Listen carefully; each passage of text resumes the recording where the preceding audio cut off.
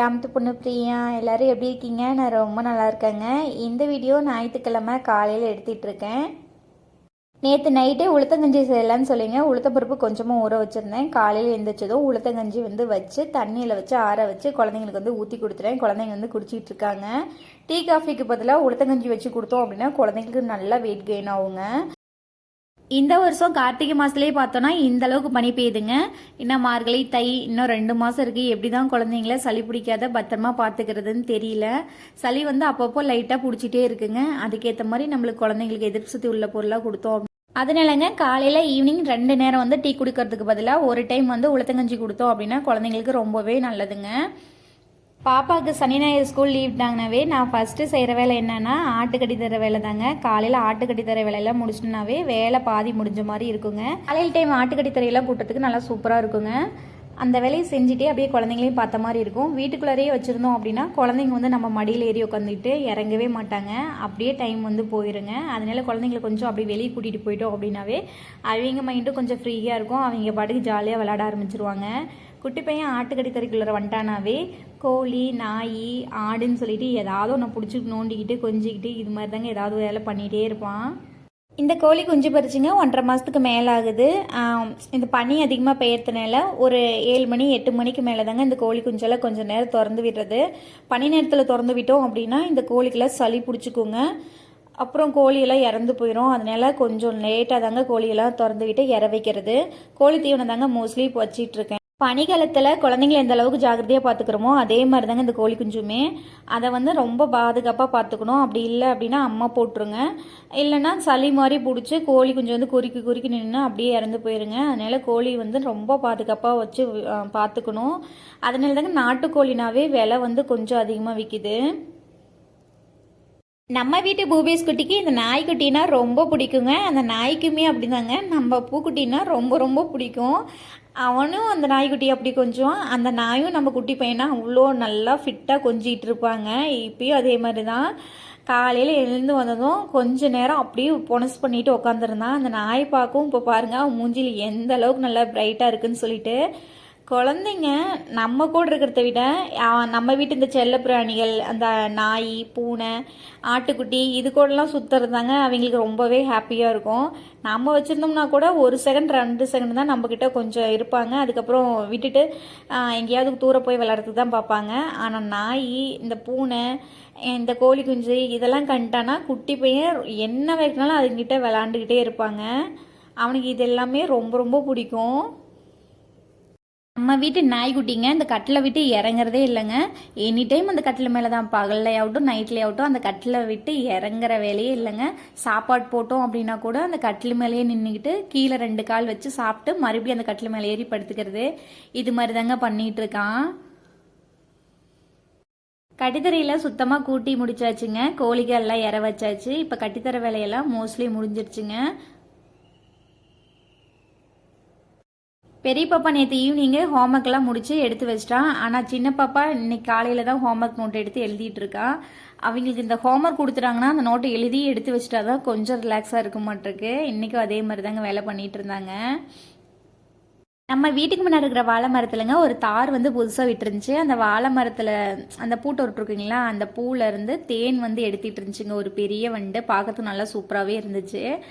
இந்த மாதிரி சின்ன சின்ன விஷயத்தை பார்க்குறதெல்லாம் எனக்கு ரொம்பவே பிடிக்குங்க. அந்த ஒரு செகண்ட் நேரத்தில் அந்த இடத்துல நின்று பார்த்துட்டு அதுக்கப்புறம் தாங்க தூரம் போவேன். நம்ம வீட்டு ஆடெலாம் பயங்கரமாக அழுக்காக இருந்துச்சுங்க. நாம் டெய்லி குளிச்சோம்னா தான் நம்மளுக்கு ஒரு மாதிரி நல்லாயிருக்கும். ஆனால் ஆடு மாடெலாம் நம்ம எப்போ அதுக்கு குளிச்சு விடுறோமோ அப்போ தாங்க அது கொஞ்சம் நல்லாயிருக்கும்.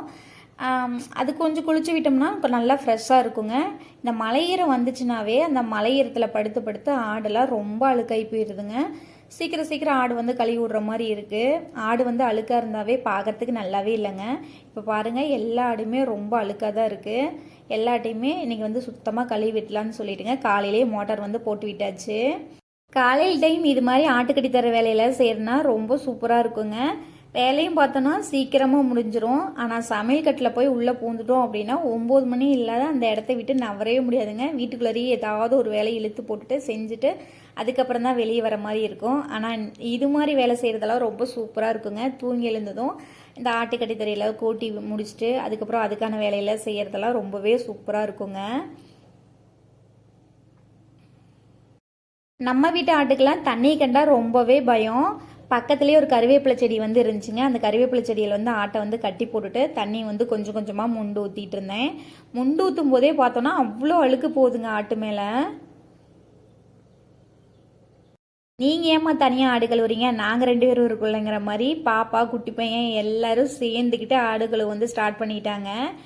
நாம் ஒரு வேலையை தனியாக செஞ்சோம்னா கூட அந்த வேலை சீக்கிரம் முடிஞ்சிருங்க. ஆனால் நம்ம வீட்டு குட்டி வண்டுகளை சேர்த்துக்கிட்டோம் அப்படின்னாவே அந்த வேலை சீக்கிரமாக முடியவே முடியாது. ஆட்டை கழுவி விட்டிங்கன்னா ட்ரெஸ்ஸு ஃபுல்லாக நினைஞ்சிருண்டா, ஆட்டு மேலே இருக்கிற அழுக்கெல்லாம் ஃபுல்லாக உங்கள் மேலே பட்டுருண்டா, வேண்டாம் தூர போங்கடான்னு சொன்னால் ஆனால் ஒருத்தர் கூட கேட்குற மாதிரி இல்லைங்க. அதுவுமே பார்க்கறதுக்கு நல்லா சூப்பராகவே இருந்துச்சு. நானும் கொஞ்ச நேரம் திட்டவே இல்லை. சரி கொஞ்ச நேரம் உங்கள் ஆசைக்கு கழுவி விடுங்கடான்னு சொல்லிட்டுங்க அவங்களும் கொஞ்ச நேரம் விளையாட வச்சுட்டு நான் ஆட்டெலாம் சுத்தமாக கழுவி விட்டாச்சுங்க. குழந்தைங்களுக்கு ஸ்கூல் லீவ் விட்டாங்கனாவே எங்கள் சின்ராசை கையிலேயே பிடிக்க முடியாதுங்கிற மாதிரி எங்கள் வீட்டு குட்டீஸை வந்து கையிலேயே பிடிக்கவே முடியாதுங்க. அந்த அளவுக்கு ஏதாவது ஒரு வேலை சேட்டை பண்ணியே இருப்பாங்க. வீடு ஃபுல்லாக ஏதாவது ஒரு பொருளை போட்டு கிளச்சி விட்டுருவாங்க. இன்றைக்கும் அதே மாதிரி தாங்க பண்ணி வச்சுருந்தாங்க.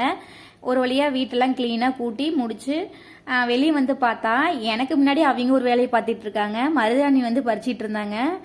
மருதாணி வச்சு விட்டுட்டோம் அப்படின்னா ஒரு 2 மணி நேரத்துக்கு அந்த இடத்த விட்டு எங்கேயும் நகர மாட்டாங்க. எந்த பொருளையும் வீடு ஃபுல்லாக எடுத்து போடவும் மாட்டாங்க. அதனால நானும் அவங்க கூட சேர்ந்துங்க மருதாணி பறிச்சிட்டு இருந்தேங்க வச்சு விட்டுலாம் அப்படின்னு.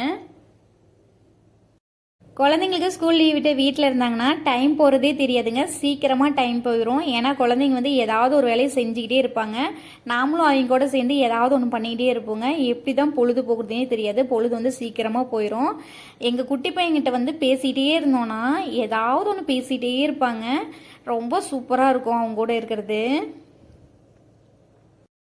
இப்போல்லாம் குட்டி பையன் என்ன பண்ணுறாங்க, சின்ன சின்ன விஷயத்தெல்லாம் கோவிச்சிட்டு போய் தனியாக உட்காந்துக்கிறாங்க. இப்பயும் பாருங்கள் அது மாதிரி தான் பண்ணிகிட்ருக்கான். மருதாணி பறிச்சிட்டு இருக்கும்போது சும்மா கீழே வந்து இறக்கி விட்டுட்டேன். இறக்கி விட்டதும் அவன் வந்து கோவிச்சிட்டு போய் தூரமாக போய் உட்காந்துட்டானாமா. ஒரு வழியாக நம்ம வீட்டு குட்டி பையனை சமாதானப்படுத்தி வீட்டுக்கு வந்து கூட்டிகிட்டு வந்தாச்சுங்க. நேற்று நைட்டுங்க காளான் பிரியாணி வந்து குக்கரில் செஞ்சுருந்தேங்க. சாப்பாடு மீதி ஆயிடுச்சு. காலையில் நானும் குழந்தைங்க எல்லாம் சேர்ந்து சாப்பிட்டாச்சு. மாமா வந்து டே ஷிஃப்ட்டுங்க, மதியம் தான் வருவாங்க. மாமா வரத்துக்குள்ளே சாப்பாட்டு வேலையை வந்து முடிச்சிட்டோம் அப்படின்னா அப்புறமா அவங்க கூட டைம் ஸ்பெண்ட் பண்ணலாங்கிறதுக்காக சாப்பாடு வந்து செய்யறதுக்கு ஸ்டார்ட் பண்ணியாச்சுங்க. எனக்கு வந்துங்க விறகடுப்பில் சமைக்கிறது அப்படின்னா ரொம்பவே பிடிக்குங்க. வெளியே நல்லா காத்தாட்ட உட்காந்துக்கிட்டு குழந்தைங்கிட்ட பேசிக்கிட்டு அப்படியே ஜாலியாக சமைச்சிட்டு இருக்கலாம். ஆனால் உள்ளே சமைச்சோம் அப்படின்னா அந்த ஒரு ரூம்குள்ளே நம்மளை தவிர அவங்க யாருமே வரமாட்டாங்க. ஒரு மாதிரி தனியாக வேர்த்து உளுத்துக்கிட்டு சமைக்கிற மாதிரி இருக்கும். ஆனால் இன்றைக்கி நானே நினச்சினாலும் வீட்டுக்குள்ளே வந்து சமைக்க முடியாதுங்க. ஏன்னா காலையிலேயே சிலிண்டர் வந்து தீர்ந்துருச்சு. சிலிண்டர் வந்து புக் பண்ணி வைக்க மறந்தே போயிட்டேங்க.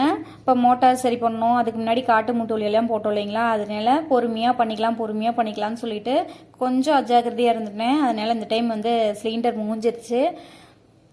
இன்றைக்கி கால் பண்ணோம் அப்படின்னா நாளைக்கெல்லாம் கொண்டு வந்து சிலிண்டர் இறக்கி விட்டு போயிடுவாங்க. நம்ம வீட்டுக்கிட்ட நிறைய விறகு கிடக்குதுங்க. டெய்லியும் சமைச்சோம்னா கூட விறகடுப்புலேயே சமைக்கலாம். அவ்வளோ விறகு வந்து கிடக்குது.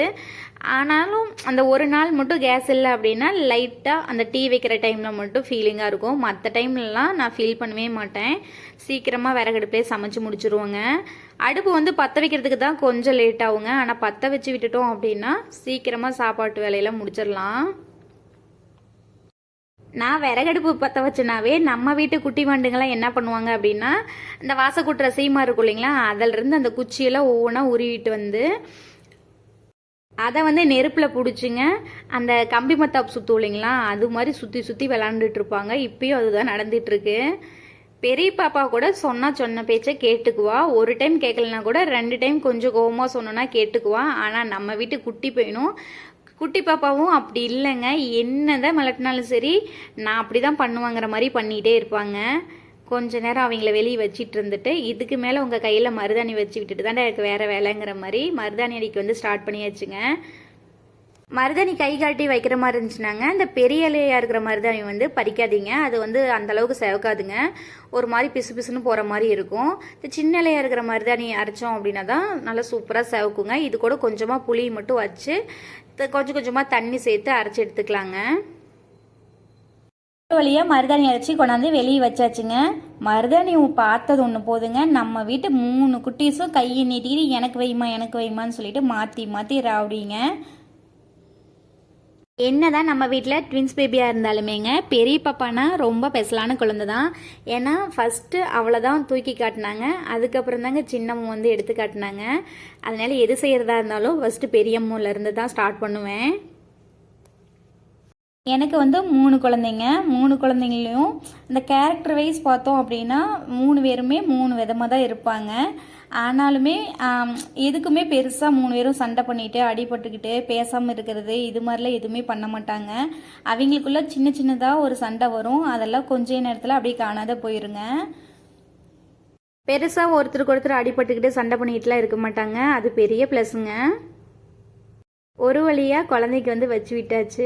பெரியம்மா வந்து எனக்கு ஒரு கையில் வந்து இப்படி வேணும், ஒரு கையில் வந்து நடுவாண்டை வந்து வச்சு விட்டால் போதும்னு சொல்லிட்டு இருந்தா. ஆனால் சின்னம்மா வந்து எங்கள் அக்காவுக்கு நடுவாண்டியை சுற்றி வச்சு விடு அப்படிங்கிற மாதிரி சொல்லிட்டு இருந்தாங்க. 3 குழந்தைங்களும் ஒரே இடத்துல சேர்ந்துட்டாங்க அப்படின்னா 3 பேரும் பேசுவாங்க.